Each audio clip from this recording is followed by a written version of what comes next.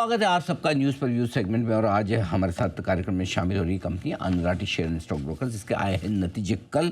पहले मैं आपके सामने नतीजे रख दूं। बहुत शानदार परफॉर्मेंस आती दिखी है। चौथी तिमाही में 28% आय में आई है बढ़त, आंकड़ा पहुंचा है 256 करोड़ पर। लेकिन मुनाफा, कामकाजी मुनाफा उससे कहीं ज़्यादा बढ़ता हुआ 51%, 110 करोड़ पर यह पहुंचा है आंकड़ा। मार्जिन में दिखा है तगड़ा उछाल, 36% से मार्जिन 43% के पार निकलते हुए दिखे। यहाँ पर गजब का जंप आता दिखा है। और मुनाफे में 126% की तगड़ी बढ़त आती दिखी। स्टॉक में शानदार तेजी 5% से ज़्यादा की बनती हुई भी दिख रही है। आइए हमारे साथ कार्यक्रम में शामिल हो रहे हैं कंपनी के चेयरमैन और मैनेजिंग डायरेक्टर प्रदीप कुमार गुप्ता साहब, जो कि 1994 से कंपनी के साथ जुड़े हैं। 30 साल से ज़्यादा लंबा गहरा अनुभव रखते हैं कैपिटल मार्केट और फिनेंशियल सर्विसेज का। गुप्ता साहब, बहुत बहुत स्वागत है आपका। धन्यवाद हमें समय देने के लिए। Good morning. सबसे पहले बताएं, इस मुश्किल भरे माहौल में जब मार्केट ख़राब थे, लोगों का मूड काफ़ी ख़राब था, पैसा लोग लगाने को तैयार नहीं, ट्रेडिंग के लिए भी बड़ा अनसर्टेन और वोलेटाइल मार्केट रहा, उस समय इस तरह की परफॉर्मेंस आई है, ये काफ़ी ज़बरदस्त है, काबिल तारीफ़ है। बताएं क्या कुछ खास ट्रिगर्स रहे हैं सर इस तिमाही में? नमस्कार नमस्कार। अनिल एंड जी, दर्शकों को सभी को मेरा हार्दिक धन्यवाद एंड नमस्कार। Thank you sir. अनिल, जैसा आप जानते हैं, हमारी कंपनी जो सितंबर में ही आईपीओ लेके आई थी, कैपिटल मार्केट में आई थी और इससे काफी सारे इन्वेस्टर जुड़े थे। तभी हमने बात की थी और हम सारा हमेशा से दे रहा है कि हमेशा इन्वेस्टर्स को कैसे हम हेल्प करें by way of different different product देने के, डिफरेंट डिफरेंट बात करने के। तो हम इन्वेस्टमेंट से रिलेटेड थीम को निवेशकों के पास ले जाते हैं और वही इन्वेस्टमेंट की थीम पे बात करते हैं, चाहे वो ब्रोकिंग के माध्यम से हो चाहे डिस्ट्रीब्यूशन के माध्यम से हो।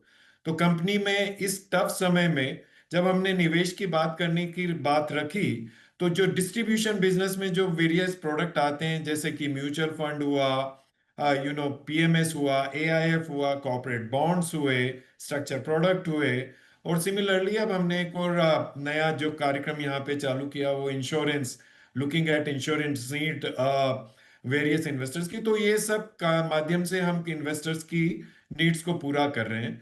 तो वहां पे हम कॉन्स्टेंटली कंटिन्यूअसली एक स्पेसिफिक ग्रोथ से बढ़ रहे हैं। अगर आप नतीजों को देखेंगे तो 255 करोड़ जो इस क्वार्टर में, 256 करोड़ जो इस क्वार्टर में किया, उसमें जो डिस्ट्रीब्यूशन की इनकम अगर देखेंगे तो करीब 36 करोड़ की आई है। और अगर ईयर ऑन ईयर बेसिस पे देखेंगे तो फाइनेंशियल ईयर में हमने करीब डिस्ट्रीब्यूशन से जो रेवेन्यू जनरेट की है, करीब 113 करोड़ की है, जो कि इटसेल्फ में 44% पिछले साल से ज्यादा है फ्रॉम अ डिस्ट्रीब्यूशन इनकम।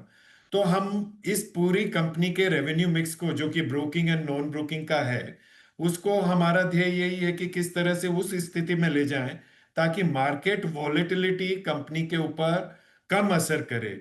हालांकि जो भी ब्रोकिंग की रेवेन्यू है उस पर मार्केट की वॉलेटिलिटी इंपैक्ट करती है। तो अभी इस साल का अगर हम रेवेन्यू मिक्स देखें तो 50% ब्रोकिंग से आ रहा है एंड अबाउट 49% नॉन ब्रोकिंग से आ रहा है। ग्रेजुअली हमारा यही है कि इस 50-50 को हम स्टेटिक करें over a period of time और स्टेबल करें। और दूसरा, ब्रोकिंग की रेवेन्यू में, ब्रोकिंग के बिजनेस की रेवेन्यू में किस तरह से स्टेबिलिटी लेके आए, तो वहां पे भी एक हमने एक धीरे से धीरे धीरे हम बढ़ रहे हैं उस ओर। क्योंकि ब्रोकिंग में भी आप देखें तो कैश मार्केट और डेरिवेटिव मार्केट की ब्रोकिंग होती है। अगेन, निवेश को ध्यान में रखते हुए लार्जली फोकस कैश मार्केट के ऊपर रहता है, और डेरिवेटिव मार्केट में जो फोकस आता है उसमें भी लार्जली उस तरह की सलाह रहती है ताकि कस्टमर्स को नुकसान कम हो, हाई लिवरेज ना हो। तो ये हम एक ध्यान में रखते हुए लंबे समय के लिए काम कर रहे हैं, एंड उसी की वजह से जो आप रिजल्ट देख रहे हैं, हम ये ला पाए हैं इस साल में। ये भी बताएं सर कि चूंकि आपने कहा भी कि एक डाइवर्सिफाइड बिजनेस मॉडल आपने बनाया है, लेकिन पिछले 2 महीनों से थोड़ी सी ओवरऑल इंडस्ट्री में एमटीएफ बुक थोड़ी सी श्रिंक होने लगी है। शायद हो सकता है मार्जिन्स की कमी की वजह से या मार्केट के मूड माहौल के साथ में थोड़ा सा लोगों ने अपनी पोजीशन बुक की हो। क्या आउटलुक आपको अप्रैल की तिमाही में नज़र आ रहा है? किस तरह का शुरुआत हुआ है पहले 2 हफ्तों में? अनिल, आई थिंक मार्केट की जो ये बुक है, जो एमटीएफ की जो बुक है, डेफिनेटली मार्केट के सेंटिमेंट्स के साथ चलती है। हमने देखा है, अगर मार्च के नंबर देखें तो करीब 6.5 से 7% ओवरऑल मार्केट लेवल पे एमटीएफ की बुक कम हुई है। बट मुझे ये लगता है जैसे जैसे सेंटिमेंट इम्प्रूव होंगे, जैसे जैसे you know Jio political reasons की वजह से जो हम देख रहे हैं प्रॉब्लम आ रही है, वो कम होगी, उसकी उसका इम्पैक्ट कम होगा मार्केट सेंटिमेंट्स में। आई थिंक वापस से ये बुक धीरे धीरे बढ़ने लगेगी। जहां तक हमारा सवाल है, हमारी मार्च में 1100 करोड़ की बुक पहुंची है, जो कि करीब अगर हम पिछले साल से देखें 685 करोड़ से करीब 61% की ग्रोथ हमने की है, अगर पिछले साल से मैं मानूं। हम इस बुक में करीब 1250 करोड़ की ले गए थे, बट उसको हमको कंट्रोल करना पड़ा। बट इसको कंट्रोल करने का हमारे यहाँ पे दो मेजर रीजन रहे हैं। पहला, आपने देखा होगा आरबीआई का एक सर्कुलर, जिसमें ये बात हुई थी कि ऑल ऑफ ए सडन कुछ एक स्टेज पे ब्रोकर्स को जो फंडिंग फाइनेंसिंग बैंकों की तरफ से हो रही थी वो विड्रॉ हुई। उसकी वजह से जो कैपिटल रिक्वायरमेंट है एवरी ब्रोकिंग हाउस में, डिफरेंट लेवल की डिफरेंट ब्रोकिंग हाउस में डिफरेंट हुई। हमारे यहाँ पे भी वो कैपिटल रिक्वायरमेंट आई। तो हमको उस मार्जिन फंडिंग बुक को न देखते हुए हमारी मार्जिन की रिक्वायरमेंट, नॉर्मल बिजनेस को करने की रिक्वायरमेंट को एड्रेस करना था। तो जनवरी फरवरी मार्च वाले क्वार्टर में हमने वो किया, क्योंकि हमें ये डर था कि मार्च तक आते आते आरबीआई के रूल लागू हो जाएंगे 1 अप्रैल से, और हमको वो फंडिंग हमारे हमारे ओन सोर्सेज से करनी पड़ेगी, rather than getting funding and financing from bank and NFC. Somehow regulator RBI ने उसको एक क्वार्टर के लिए पोस्टपोन किया है। तो ये जून क्वार्टर तक हमें थोड़ी सी रिलैक्सेशन अगेन मिली है। तब तक प्रॉबली कई और तरीके निकल जाएंगे। तो मैं ये देखता हूं कि इस क्वार्टर में, जो अप्रैल मई जून का क्वार्टर है, उसमें वापस मार्जिन फंडिंग बुक क्रिएट होनी शुरू होगी, डेवलप होनी शुरू होगी। ऐसा मेरा मानना है। तो 1 अप्रैल से जो एसटीटी बढ़ा हुआ लागू हुआ है, उसका कुछ असर है वॉल्यूम्स पर? हमारे यहाँ पे चूंकि डेरिवेटिव बुक काफी कम है, हमारे अगर ब्रोकिंग में देखें तो डेरिवेटिव बुक 50% है, and with in that derivative book again commodity, currency and फिर एफ एंड ओ है। तो उसका इम्पैक्ट होता है, डेफिनेटली हुआ है ओवरऑल अगर आप सेंटिमेंट्स में देखें। बट बहुत ज्यादा हमारे यहाँ पे इसका असर देखने को नहीं मिला है। इनफैक्ट अगर मार्केट वॉल्यूम्स में भी देखें, तो I think if you really see market volumes on derivative side, there is a consistent and constant growth in terms of turnover on derivative book, future and option दोनों की मिला के देखें तो करीब करीब वो बुक एक्सपैंड हुई है करीब 11 से 12%।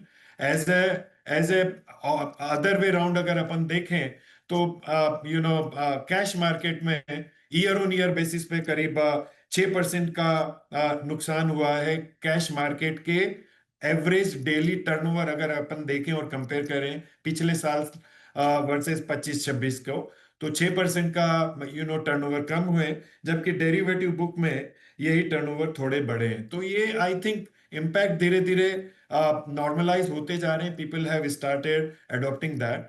बट हमारे यहाँ पे इसका देखने को कम मिला है। 83% क्लाइंट ऐसे हैं जो 30 साल से ज़्यादा की उम्र के हैं। आजकल जनरली यंग इन्वेस्टर्स या फर्स्ट टाइम इन्वेस्टर्स वो डिजिटल प्लेटफॉर्म ज़्यादा प्रीफर करते हैं। कोई स्ट्रेटजी या फिर आप पर्पसफुली ज़्यादा उम्र के मेच्योर ट्रेडर या इन्वेस्टर ही चाहते हैं अपने क्लाइंट्स के तौर पर? अनिल जी, देखिए हमारा पूरा मॉडल रिलेशनशिप बेस्ड है, और उसमें भी हमने ज्यादातर फिजिकल को तवज्जो दी है। इसका मतलब हम अगेन रिलेशनशिप मैनेजमेंट को काफी तवज्जो दे रहे हैं। और ये वो इसलिए भी है क्योंकि जब निवेशक निवेश करता है तो उसको कहीं ना कहीं सपोर्ट्स और सर्विसेज चाहिए होती हैं, गाइडेंस चाहिए होती हैं। तो हमारा ये मानना है जब ये निवेशक खाली निवेश की दृष्टि से देखने को आता है, तो उसको ये सारी चीजें ये सारे माध्यम चाहिए रहते हैं। तो जब हम बात करते हैं और देखते हैं, हमने एज ए स्ट्रेटेजी बात की है कि हम निवेश को ध्यान में रखते हुए सारी स्ट्रेटेजी बनाएंगे। तो जब निवेश से रिलेटेड स्ट्रेटेजी बनती है, तो बाई एंड लार्ज जो एज ग्रुप आप बात कर रहे हैं 30+, उसी में वास्तव में लोग निवेश के माध्यम से सपोर्ट, सहयोग और एडवाइस के माध्यम से आगे बढ़ने की कोशिश करता है। And that is the bracket which is ideally suitable to us, rather than new asset class, new edge investor, जो कई बार अपने खुद के मंशा से काम करने की कोशिश करता है, एंड निवेश की बजाय ज्यादातर लार्जर परसेंटेज में ट्रेडिंग की तरफ अट्रैक्ट होता है, और डेरिवेटिव मार्केट्स में जो कि फ्यूचर एंड ऑप्शंस मार्केट हैं, वहां पे अपने आप को ज्यादा एक्टिविटी करने की कोशिश करता है। तो वो एक डिफरेंशिएटिंग फैक्टर है, और इसी वजह से हमारे यहाँ पे लार्जली जब पहले 30 से 25 से 30 साल के ब्रैकेट में आदमी जब ट्रेडिंग की सारी एक्टिविटीज करके, वो लोग जो ये समझते हैं कि हम इंडिपेंडेंट करने की बजाय कुछ एडवाइस, कुछ रिसर्च की इनपुट लेके, कुछ एडवाइस लेके, कुछ सपोर्ट लेके, और हम डिसीजन लें और इस मार्केट में काम करें, तब हमारे पास आने की कोशिश करता है, और हम उस एज ब्रैकेट को ज्यादातर एड्रेस करने की कोशिश करते हैं। इसलिए हमारे यहाँ पे वो एज ग्रुप के कस्टमर बेस ज्यादा रहते हैं। बहुत बहुत धन्यवाद प्रदीप जी, आपने समय दिया और विस्तार से अपने नतीजों और आगे के आउटलुक पर आपने हमसे बातचीत की। एक बार फिर से आपको दमदार तिमाही नतीजों के लिए बहुत बहुत बधाई, शुभकामनाएं थैंक यू। आगे आने वाले पूरे फाइनेंशियल ईयर के लिए। धन्यवाद आपका। धन्यवाद।